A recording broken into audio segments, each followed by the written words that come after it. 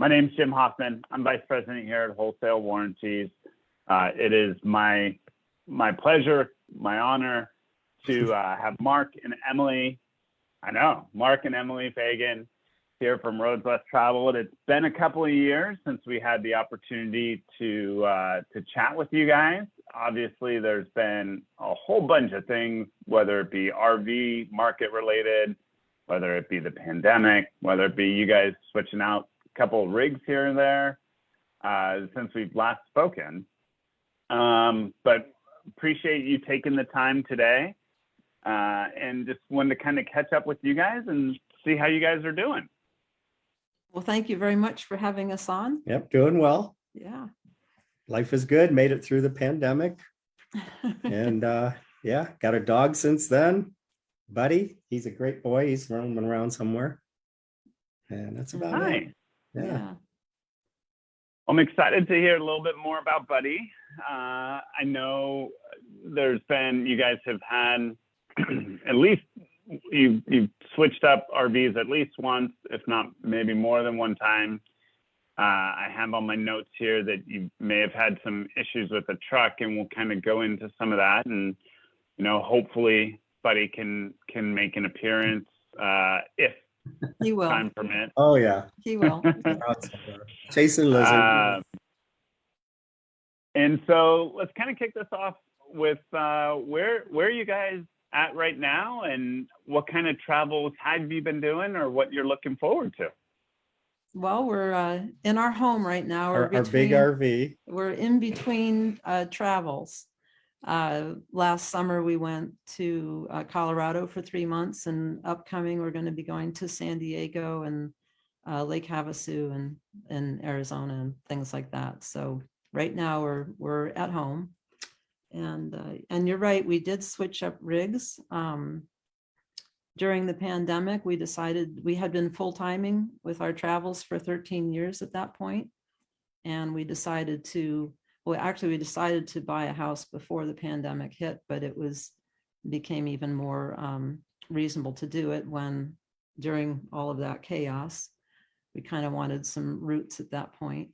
And but it didn't take long. We got wanderlust again. So we bought a truck camper, and the truck camper was really built for a smaller truck. It was an 05, and our truck is a 2016 dually. And we learned that you have to kind of match a truck and a camper, that they be somewhat the same age and similar in size. And so the truck was too big for the camper, and it was very difficult to get it on and off the truck.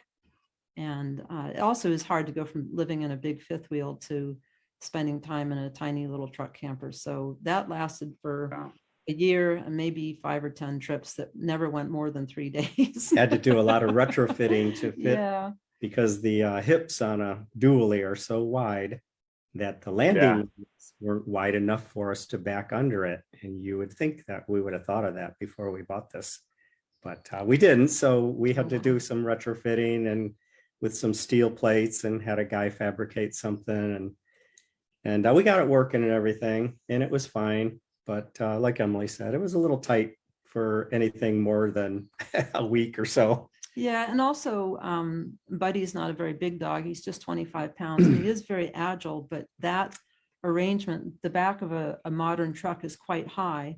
So for him to get from the ground to the level of the door was a bit of an obstacle course. And then once in the truck camper, it's a very small floor space. So his place to be was generally on the bed. So that was another jump up onto the bed. So it just was awkward. We ended up lifting him in and out quite a bit, and just it wasn't a happy situation. We like him to be able to come and go, and with any other kind of an RV, he can just run up and down the stairs, and he happily goes into other people's RVs and into dealership RVs. But the truck camper was really tricky for him. So we ended up getting a 33-foot long toy hauler. We have a Razor side by side. And we realized that we like fifth wheels and we like space, but we also like having the Razor. And we had looked at getting a toy hauler for when we were full time. But it's interesting about toy haulers. If you're going to have a garage to hold the side by side or motorcycles or whatever, you have sort of a choice. You can either have an enclosed garage, which is a dedicated garage, and it sort of makes the trailer very long, because then you've got your bed area, your kitchen area, your living area, and then your garage, a wall and with a door that goes and to the and your garage. garage. And the beauty is you never have to bring your motorcycle or side by side into your living room. It stays in the garage. But the downside is that that's a very long trailer. If you're going to get a decent sized garage, you're going to have a 44-foot long trailer. So we decided when we were full-timing not to go that route. But now that we were part-time, we thought, well, maybe what we needed was an open box toy hauler. And what that is you have your bed area, and then your kitchen area and living area double. They're either, when you're camping, they're set up as your living space, but when you're traveling, all the furniture moves aside, and the RZR or the side-by-side motorcycles, whatever, can come right into that space. And the good thing is that you can have a very short trailer and a big garage. So our trailer is only 33 feet long, that we have a 16-foot garage.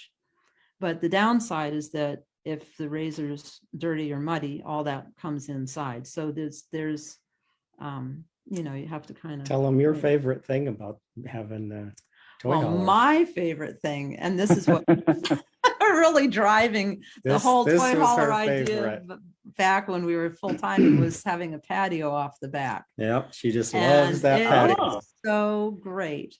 And what's interesting with the open box toy hauler, it's a very simple lower end one. Some of the toy haulers, you have fancy doors, accordion glass doors that close off the patio. We don't have that. We have a vinyl screen that we never use. So when we open the ramp door and deploy the patio, our whole living area is just open to the outdoors. It's like having a whole wall removed from the back of the trailer. So it's bright and airy. And now your living space is 8 feet longer because it's an 8-foot long patio. So it's wonderful. We can only deploy it in certain circumstances. I mean, obviously we don't leave it open overnight. You don't want to do it when it's raining.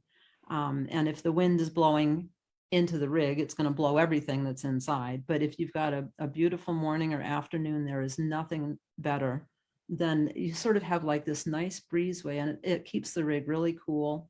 Mm-hmm. And a lot of times we don't actually sit on the patio. We do our living on the interior of the living part of the trailer, but having the patio open, you have a view, you've got fresh air, and that way you're also not in the direct sunshine either. So it's kind of like being in a covered patio.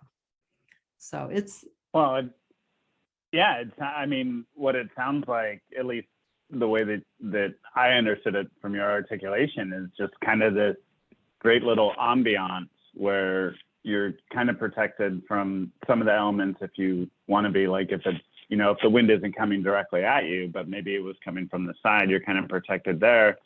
Right. But not only do you have the view, which is amazing, but you also have the smells and the sounds and all those things that go with it, where you lose a lot of that if it's a glass door or a window. It's nice, but it's not. Mm-hmm. Yeah, it's not outdoors. There's definitely trade-offs, and I don't know how it would work in the eastern states where there's a lot of bugs. In the west, where there aren't a lot of bugs, the few that there are, we leave both the RV door open with no screen and the ramp doors open as the patio. So the bugs come in one end and they fly out the other. So they don't really bother you too much. So it's a very open air. And Buddy likes the patio too. We put his little mat out there at the end, and he'll just lay there and wildlife. Yeah, and so it has railings that you can put around it. So if you want to be sort of enclosed, you can be, but we generally don't even deploy the railings. We just open the patio, and then he can jump off the back end or whatever. And so it's nice. He's a free spirit. Yeah. Just like us, free spirit. Yeah. I was going to say the apple doesn't fall far from the tree on that one, because that's how he was brought up. As you were describing, Emily, how like you carry Buddy up and how he's, be a bit of a elevator, for lack of a better term. Right. Yeah. That's not No. his nature, No. right? His nature is he wants to be out living and doing it what he Right. wants to do. Be free. Right. Yeah. That's And funny. we got him when he was just 12 weeks and we were full timing at the time. We full timed with him for 3 years before we stopped our full timing lives. But so he was raised to understand coming and going in and out of the trailer and staying close to the rig and not running off. So he's very good that way. Yeah. He's a free spirit. Yeah. So Nice. Now we were supposed to talk about him later, but I kind of want to just bring it up now since he's kind of a focal point. What kind of breed is he? we have no idea. He was a He's- rescue. Yeah. Perfect. Well, they said Right. maybe border collie Aussie mix. He Maybe- kind of has a Okay. look like that. Maybe some Sheltie or And he Brittany. loves herding sheep. So, and no training. Twice now he's herded sheep in meadows with no assistance, and he knew exactly what to do. So it's just ingrained in him. Yeah, we've been boondocking in places where shepherds brought in huge flocks of sheep. And the first time he was only 8 months old. And one day we woke up and the entire herd of 3,000 or flock of 3,000 sheep was in the meadow that we were in. He looked out the window. He's like, watch this. He ran out and in 90 seconds, the whole flock had moved to the next meadow. He was amazing. He just ran back and forth. He knew exactly what to do. He'd never seen a sheep in his life. Circled them all up and pushed them out. And then That is awesome. Yeah. he did the same thing in Colorado this year when we were Yeah. out for 3 months. Yeah. We were out in Lizard Head, and the same thing. They brought in a couple of big cattle type trucks and unloaded thousands of sheep, and they had their own dogs, but Buddy jumped right in there with them, and he was just part of the activity, helping them out. Yeah, I mean, there's got to be some type of genetic trait there, right? Yeah. Oh, I for know sure. that, like the dogs I've had in the past would probably look at a sheep. My dog Leah would have turned around and probably hid. Montana, and then Montana probably would have gone and tried to become friends with it. And so it's No, definitely it's how. DNA for sure. Yeah. And she's 25, or he is 25 pounds, Yeah, he's Yes. small. small, 4 years old now. 6. He's 6, 6. yeah. Just had his 6th birthday. Yeah, Right? just Oh, turned okay. 6. Yeah. So he's just the And right just size. traveling. Yeah, Yeah, Yeah, he's a good size. good size for traveling. Not too big, not too small. Yeah. What would be some of your guys' tips for our viewers who might be thinking a dog, or maybe who have said, like, now's not, traveling isn't a good idea because of this, that, or the other. Any tips that you guys would recommend on traveling with a dog, especially a puppy at 8? What'd you get at 16 weeks? 12 Well, weeks. 4 months? Yeah, 12 3 weeks. months. Okay. Well, I don't know. having a dog really impacts your travels a lot. And we were really grateful that we'd already done all the national parks that we wanted to see. I mean, with a few exceptions, but we'd done so much travel already. International travel. And international, we'd gotten a sailboat. We'd sailed the coast of Mexico for almost 4 years. And so we were willing, when we got him, to say, okay, we're going to change our traveling mode to accommodate this young dog. I think it would have been a mistake if we were brand new full timers to have gotten a dog at that point. And if I had a dog and was considering full timing, I would have to acknowledge that until the dog has completed its lifespan, the travel will be more difficult. So we find, we used to do a lot of wandering the streets and chatting with people. That's one of our favorite things. And now it's tempered a little bit by he's very patient. He'll sit through a conversation that we have with a stranger on the street, and he'll just wait it out. But there's a different flavor to it when it's just two people and you're very mobile and nimble. And we had our cameras and we run around and just spur of the moment, do this or that. And with dogs, they're only allowed in certain places, not in others. They have to be leashed in certain places. The national parks are very restrictive. In most of them, you can only have a dog where there's pavement. And whereas, there's one park, it's the south rim of the Grand Canyon, has a great 5-mile trail along the rim that you can walk your dog on, which is awesome. So that's, if you have a dog, hit the south rim of the Grand Canyon. It's terrific. But in general, we found that it is restrictive, and also we never leave him alone. So we won't leave him in the rig to go do something. So, you know, if we want to go do a hike, he's going to be part of it, or anything that we're going to do. So, I don't know, that would just be my caution, is if you want to be totally footloose and fancy free, probably having a pet is going to limit that to some degree.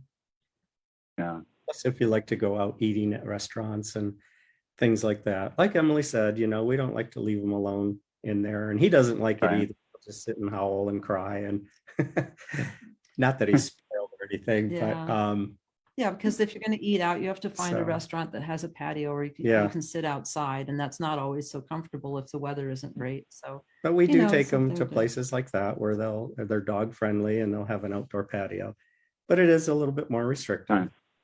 We don't mind. Yeah. Good boy. Yeah. No, you know, pros and cons, right? And I would say the pros of having them definitely outweigh the cons. And I think the way that you guys did it was a great way, which is you kind of got out a lot of the, not loosey-goosey, but kind of, you know, whatever came up, you guys were going to do, and you got to do all the things. And, you know, now it's just a little bit more restrictive, but you have this other companion who's just probably thriving every time he gets to go. Right. And he's the light of our lives. So we don't mind. But like I say, I'm glad that we had basically 10 years of full-time travel where it was just the two of us. But he's adjusted and adapted because he knows our pattern. And, you know, we're photographers. And so as soon as he sees us grab our tripods and our cameras, he knows what it's all about. And we'll set up and wait for a beautiful sunset or what have you. And he'll just lay down and look around. And so he's used to it. Or he'll go between the two of us checking if we're still okay. If we get far enough apart from each other, he's like, well, are you okay? Oh, good. I'll go see him. Oh, he's okay. And he goes back and forth. Well, and also looking at the wall behind you, he's also the centerpiece of some of that artwork as well. Oh, definitely. Yeah. That's kind of a buddy wall there. Yeah. We've got, maybe 10,000 photos of Buddy. Yeah, something like that. Perfect. Exactly. That's a good count. Now, you guys just recently came back from Colorado, right? Yes. Yeah, we spent 3 What were months. some of the highlights? Well, it was nice and cool. Yeah, I mean, it's a beautiful state. The snow-capped mountains were just incredible. We when we were in Telluride, they have a free gondola ride, so we got to sort of soar over the whole area around Telluride on their gondolas, and that was a highlight. And going back to Buddy, tell them about Buddy going in the gondola the first time. Oh, because they have a gondola it's dog friendly. So there's another activity. If you have a dog, go to Telluride. The gondola is free, and they love dogs. So yeah, he was a little bit skeptical at first. The first one, he was like, "What is going on here?" As we're lifting off the ground, and then second, third time, he's like, "I know all about this. Let me show you how it's done." Walks right in, jumps up in the seat. Yeah. But the first time I almost envision like a baby deer learning to walk, like just really cautious. Yeah. Yeah. Not really. Really nice. It was great in Colorado. We went to Crested Butte, which is, because of the soil they have there, they have more wildflowers than anywhere. And this year was a super bloom. And so it was just amazing. You 2 steps out of the truck at the trailhead, and it was just flowers everywhere. And you go out on those trails and it's just as far as the eye can see. So that was incredible. Outstanding, just amazing. In fact, we saw a fellow that lives there, and he said this is the best he's ever seen. That's right. Yeah. He said he'd never seen it. Never seen it with this many flowers. So it was really spectacular this year. Yeah. And then was it crowded? Oh yeah, it's a popular area. I wouldn't say it was overcrowded though, like some of the national parks. Okay. The national parks are insane. Crested Butte, it was busy. Let's just say it was busy. But we were able to find a parking spot, if you go early. Yeah, and you get there early and the fun thing on the trails was everybody was just, their jaws were hanging open Yeah. because it was so amazing. So just the whole feeling on the trail was just one of total excitement and exuberance. Lots of because it fellow was so photographers beautiful. out there. Yeah. Yeah. Well, everyone had their phones out. I mean, it was Oh, just yeah. amazing. So that was a real highlight. And then we spent a lot of time in Buena Vista, which was unexpected because our truck broke down. And it, it Oh. broke down. Well, it didn't It- really break. The exhaust manifold worked, which broke a couple of studs on the end of the manifold. And the Okay. It wasn't serious, but it was starting to throw codes at us, and then And- it would go into a limp mode and stuff like that. So, and the turbo went out too. So we had Yeah.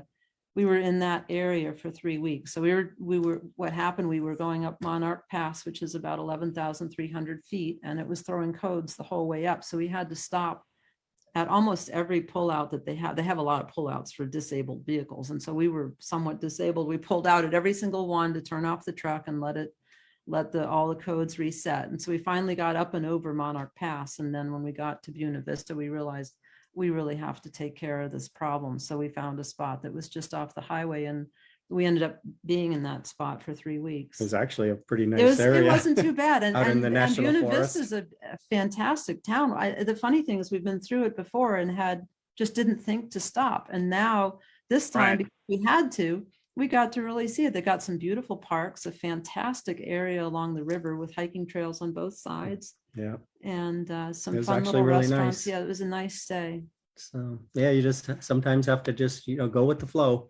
Yeah, it was a surprise to be kind of caught like that. So the problem with the truck was we were afraid if we towed the trailer's 15,000 pounds, and we were afraid if we towed it over these mountain passes that, some further damage could be done to the truck.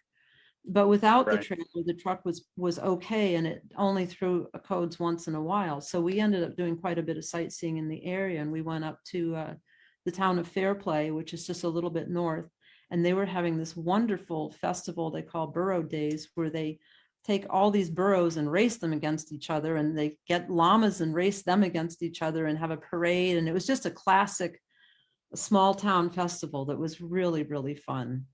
So that was a big highlight. And that's the kind of the stuff that we really enjoy. Just we like bumping into stuff. So it happened that things just happen. when the truck was giving us trouble, it's really depressing, and it was a real downer. So once we decided on a strategy for fixing it, we thought, let's just go to the town of Frisco, which is a very cute town. We hadn't seen it, but we knew it would be. And it's a place we knew would be difficult with the trailer because it's, small roads, tight, not a lot of camping that was available in the area because it's all by reservation, so nothing was open. And we thought, let's go to Frisco. We'll stay in a hotel for a couple nights. We'll chill. We'll get our good spirits back, and then we'll come back to the trailer and the truck and deal with, getting it repaired and all that. So off we went, And it worked. and that was a great town too. That was a really, really fun town, and that was, I think, that was a nice way to handle it. It can be really stressful. You're on the road and you're getting this terrible news. It was a $6,000 repair, and that was not money that we had just sitting around doing nothing. We had to scrounge to pay Thought that you had that bill. under the mattress. Yeah, I wish. In one of the throat. Yeah. So So yeah, waiting for parts and waiting for, and then choosing a mechanic to have an mechanic. opening. Yeah. That was one of the hardest things. Was here we were in a valley, and every road out of Buena Vista to get to the mechanics that I talked to on the phone that were qualified, you had to go up and over a mountain pass. So it's like, well, do we leave the Right. trailer where it is and go get the truck fixed for how many days it might take?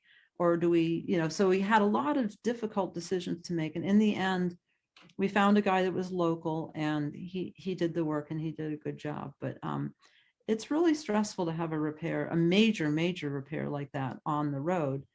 And I don't know, it was good to get away and stay in a hotel and just kind of put the whole thing out. As soon as we got to Frisco, we went out for a fancy breakfast, and I got eggs Benedict, and I felt so much better. Buddy got a puppuccino. Putty got a puppuccino.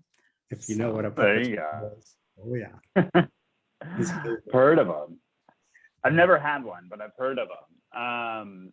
Just Yeah, sadly, that story or that experience reminds me a little bit of our owner, Jeff, when he was going from Minnesota to California in an RV and he broke down, and just how difficult that can be and how stressful being somewhere and not, being able to, I don't know, reach out to someone to try to get advisement or an education or even just a welcoming voice.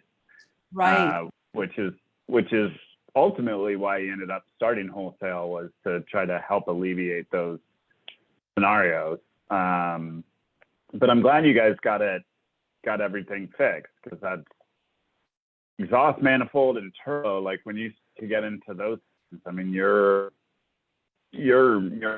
for a feasible not only amount of time for parts and labor, but the cost when you combine to put those things together. Yeah, well, like I say, it was 6,000, and the bad news came in waves. First, it was one of the codes had to do with the accelerator pedal. So we dealt with that first. And then as soon as we had that fixed and turned the engine on with the mechanic standing there, he said, "Oh, I can tell by the sound what this is. You've got broken bolts on your exhaust manifold." And we opened the hood and there they were, all broken. And so then it was, well, we'll see, we'll have to do that job, which involved tearing the whole engine apart. And a lot of it, it felt like the whole engine. Well, you can tell it because mechanically what it all was about. So anyway, so one of the codes was for the actuator on the turbo. And so the fella that is the mechanic there, he has the exact same truck as ours, same year, same everything. And that's why he was so familiar with it. And he said, when I have to get down to this exhaust manifold, you're right down at the turbo. So if I have to take that actuator off, you might as well just replace the whole turbo. It comes with an actuator, because 9 times out of 10, the vanes in the turbo are all clogged up with soot, stuff like that. Yeah. And he was right. I saw it when he pulled it out, and the vanes were all just black and gooey and sticky. And so that we did the right thing. We just, it was only a little bit more money. Just throw the whole thing in and new exhaust manifold. And so we were good to go after that.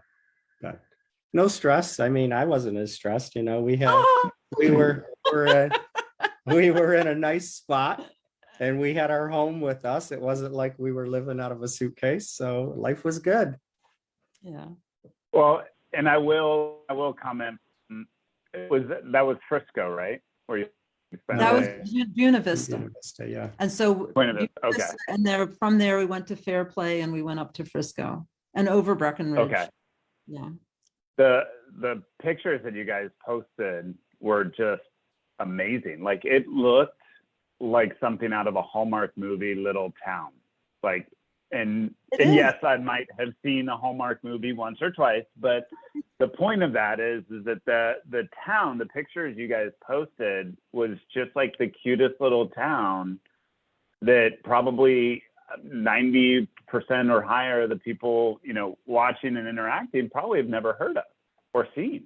Well, yeah. And so many of the Colorado towns are like that. I think that's why it's so popular, is that these little mountain towns are just, they're beautiful, and their scenery around town is gorgeous. The hiking possibilities, mountain biking. I mean, it's just, Colorado is amazing. So it's no wonder that it's so popular and so expensive too, because a lot of wealthy people have moved in and built estates and all of that kind of thing. So, but it is just a beautiful place to travel to. Especially in the summer. At 10, 11,000 feet. Yeah. We were all summer. We were over 9,000 feet, pretty much. So I have a funny story for you. You get up there that high in the mountain, and in the mornings, it's like 40 degrees, nice and cold. And you go to turn on your furnace and it doesn't work because of the altitude. I thought there was something wrong with the furnace. So I had that thing torn apart. I was checking sail switches and thought maybe the little orifice that blows the gas out was clogged with spider webs or something. All the common things that happen. So I had that thing totally torn apart. Nothing was wrong. And I couldn't figure it out. I said, well, maybe the circuit board's bad or something. I don't know, because it would sputter. It would fire up for a second or two and then die. And it would just keep going like that, on and off, on and off. We tried it multiple times, different locations, never worked. We got home, thing works perfect. So it's just the altitude, and other people have said the same thing, that, you know, you get up 11,000 feet and those LP appliances, they don't work the same way. Yeah, our fridge actually didn't work a couple times too, but again, it was just the altitude. But we were way up there. I mean, most summers when we were at 7,500 feet, maybe 8,000, but this summer was 9,000 feet to 10,500 for 2.5 months. So so here we are. It's freezing, no furnace. And the other funny part of the story is last year we went up to Idaho, Washington State, and all that, in Sun Valley, and it was hot. And our generator died, so we couldn't use the air conditioning. So we were hot with no air conditioning, and this year we were cold and no furnace with no heat. And that's the beauty of RV, you know, you just go with the flow. You know, you get, if there's one thing with RVing, is you got to be flexible, right? Because you never know. And just how you guys were talking about the experience with the truck breaking down, I remember as a kid going from the Redwoods in Northern California, and we ended up having to do a night or two in Fort Bragg because the brakes went out on our Volkswagen van. And you didn't really, there wasn't, I don't know, there weren't cell phones there. I think we had the old AAA maps that you brought out that were about this size, and we were looking for the closest town that we were hoping was a hotel or a restaurant, because we knew we weren't able to home. And it was some of the best memories that I can think of, playing games. Yeah. And it's part of the adventure, right? It is. And that's the stuff you remember many years later. Yeah. 100%. Yeah. As we said, we sailed on a boat in Mexico for almost 4 years. And pretty much the way that we discovered Mexican culture was by going ashore with some broken part from the boat and wandering around town, seeing if we could find either someone to fix it or that could sell us a replacement. And of course, you've got the language barrier. Most of them spoke English really well, but we would try with our Spanish. But that's how we got to know people. And that's how we got to sort of know how Mexico works. And it was fabulous. I mean, it was a pain in the neck because we always had, especially with a boat, you always have broken parts. But it gave us a nice focus. We'd go to town and it's like, okay, today we're going to try and fix this, you know? It's a good point, right? Whether it's marine or RVing, I mean, both of them come with that asterisk that there are going to be repairs needed.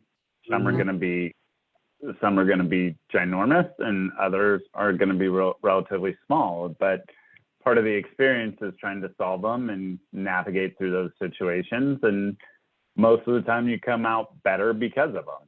And make some pretty good memories.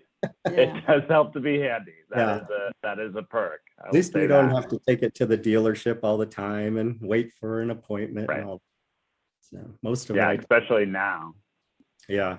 Now the dealers there's like a waiting list. Well, before we wrap up, I want to hear a little bit more about what you guys are planning for winter. I've heard a little bit of a mention that you might come into the Southwest or out to the coast at least.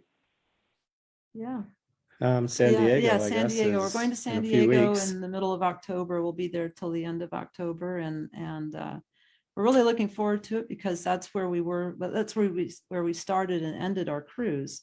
That's where we bought our boat. So we know Shelter Island really well because that's where we kept the boat. And so we want to return to the old haunts and our favorite muffin shop and see if the lady with the 2 golden retrievers is still walking her dog and stuff like that. So, and it's such a. How long has it been since you guys? Because we're located in San Diego. That's where our home office is. How long has it been since you guys have been here?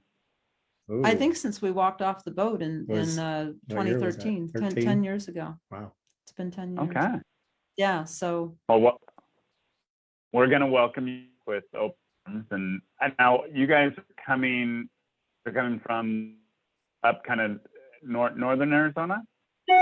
Yeah. We're in the yeah, middle no, of the sort of in the state. middle. Yeah, we're geographically in the center of the state. Yeah, so. Okay. And I would assume you have, but I'm going to just throw it out there in case you haven't. Have you ever gone, instead of down and around or up and over, right? If you take the 8 or I think the 10 or the 15, have tried to go through the Salton Sea and yeah. Anza Barango? Yes, we- years ago. We've Yep. done that. I don't know if we'll do that this trip or not. We may go back in January and try that then. I'm not sure, but yeah, and I know Anza Borrego is supposed to be just spectacular. Yeah. I know you guys are really into photography, and both Anza Borrego and the Salton Sea, just with the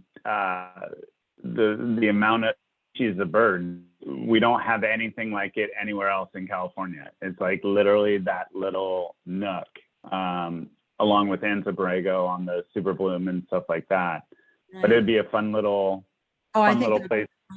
And when we went to Anza Borrego before, we didn't get Buddy. okay, good. Buddy's we didn't gotta get be to the good. right part, so we didn't really see it. And then with Salton Sea, we've been there, but again, we have friends who would send us photos of the birds, and we didn't see the birds, so we obviously pulled into the wrong part of the Salton Sea. So we got to do a little research next time. But yeah, that's beautiful. That whole area is great. Yeah. Well, and if you guys get a chance, there's a little town called Julian. Oh, which is yes. famous. Oh, that's a Okay. fantastic town. Yeah. Oh, we love It it. is. Oh, there you go, buddy. Here, say hi. Hey, buddy. Who's that? Who's that guy? What? You're just living your best. Can't wait to get back on the road. Yeah, maybe we'll come and see you guys, and you can Well, meet Buddy. they're gonna maybe come down. and see Oh, us. okay. Yeah. Then you'll see Buddy in person. Huh, Bud? Try to find a way to meet up. It'd be great to meet you guys face to face, and obviously if it's been 10 years, the city hasn't changed that much. But yeah, if you have a chance to swing through Julian and get some apple pie. Oh, Oh, yeah. yeah. Oh, definitely. Been there before, yeah. Yeah, that's a great Yeah. spot. Pie. Yeah. Not the most popular route to get from, to get to San Diego. Usually people prefer the interstates, but there's some really cute towns and really nice back roads to come in as well. Yeah. Like interstates. That's why the website's called Roads Less Traveled. Emily looks at the Right. map, and if she sees a road that goes like this with a lot of mountain passes, she goes, "That's what we're taking." And I just go, "Oh, God, here we go again." I wonder why the exhaust fan all warped. Let me show If that's the case, I'm going to challenge you, Emily, before I let you go. you. You won't be able to do it with a trailer, but there is a state park named Sinkione up on the Lost Coast in California. You'll have to try to find it on a map. I don't even know if you can find it on Google, but it is a 1-lane dirt road down to the state park and up. Wow. So it's a 1-lane dirt road that is exactly like this. So I don't think we went. We could I've take never the driven racer. it. I was a kid, but I don't think we went faster than 5 miles an hour. Wow. But it's just this amazing beach on the Lost Coast and up northern Eureka, I think. So what's the state park But called? What's it called? Sinkione. Sinkione? Like with an Sinkione. I'll try to S? find it. I'll try to Yeah. find it for you and Oh, I'm gonna send have you to a look link that to up. it. Yeah, cool. Being as you're from California, have you ever heard of that place called the Rock Store, where all the motorcycle cafe racers go up to? It's somewhere in the Northern California area. I went there way back in like 1973 on my motorcycle with a friend, all the way from Off Michigan. the 101? Shoot, I think so, because we went down the coast all the way from Vancouver Island all the way to Tijuana, Mexico. All the way down. And we went to this place called the Rock Store, and it was very popular in the motorcycle magazines at the time. And it was a place with a lot of twisties where all the cafe racer type guys would go. And it was really cool. I think I've seen it. Okay. Ours, remembering most of my childhood going through the Redwoods, we would stop at the Mystery Tour House or the Drive-Through Tree. The motorcycle bars, but I do remember a Rock Store. Okay, well, maybe that was it. I can't tell you where it was anymore. That was a long time ago. Yeah. Well, listen, guys, I want to thank you. Thank you guys so much for taking the time. I know you're busy, and you got Buddy probably just biting at the chomp just to get you to get out there and start exploring. And we look forward to hearing about your travels. I'll send you that information about the secluded beach that now I've shared publicly. And then when you are in San Diego, we can find some time to grab lunch and catch up. Well, fantastic. Well, thank you so much for inviting us on, and it's been really fun talking to you. Pleasure was all mine, and we'll keep the Paperboy stories, but just between the three of us. There you go. Right. Yeah, I've got more stories too about that. Maybe over lunch. That sounds good. All right, guys. I hope you enjoy the rest of your day. Thank you. You too. All right. Bye-bye. Bye-bye. Bye.